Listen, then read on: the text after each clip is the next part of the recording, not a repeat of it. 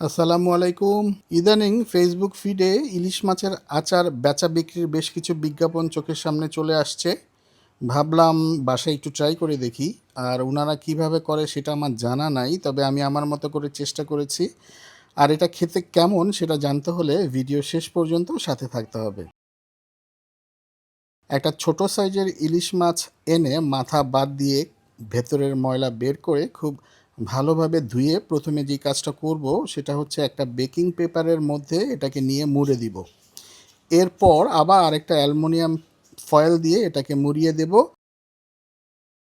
এবার স্টিম করার জন্য একটা প্যানের মধ্যে পানি দিয়ে 15 থেকে 20 মিনিট এটাকে স্টিম করে নেব।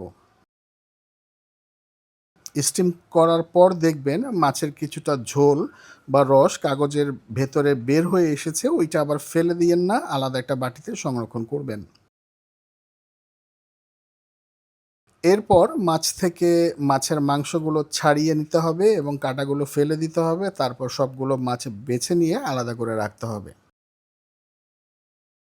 যেহেতু মাছের আচার বলে কথা, একটা কড়াইতে পর্যাপ্ত পরিমাণ সরিষার তেল নিয়ে নিতে হবে। এটা নির্ভর করবে মাছ কী পরিমাণ সেটার উপর, আর একটু বেশি নেওয়ার চেষ্টা করবেন। হাফ চা চামচ আস্ত পাঁচ ফোড়ন অ্যাড করব, সাথে কয়েক কোয়া রসুন এবং 3-4টার মতো শুকনা মরিচ দিয়ে হালকা ভেজে নিয়ে এরপরে অ্যাড করব 2 টেবিল চামচ পেঁয়াজ বাটা।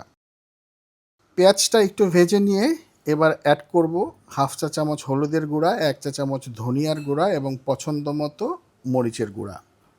সাথে যাবে 1 টেবিল চামচ সাদা সরিষা বাটা। এই সব কিছু খুব ভালোভাবে কষিয়ে নিতে হবে এবং তেল আলাদা হয়ে আসলে কাটা বেছে নেওয়া মাছ অ্যাড করব, সাথে বাটিটা ধুয়ে সামান্য পানি অ্যাড করব এবং খুব ভালোভাবে কষিয়ে নিতে হবে।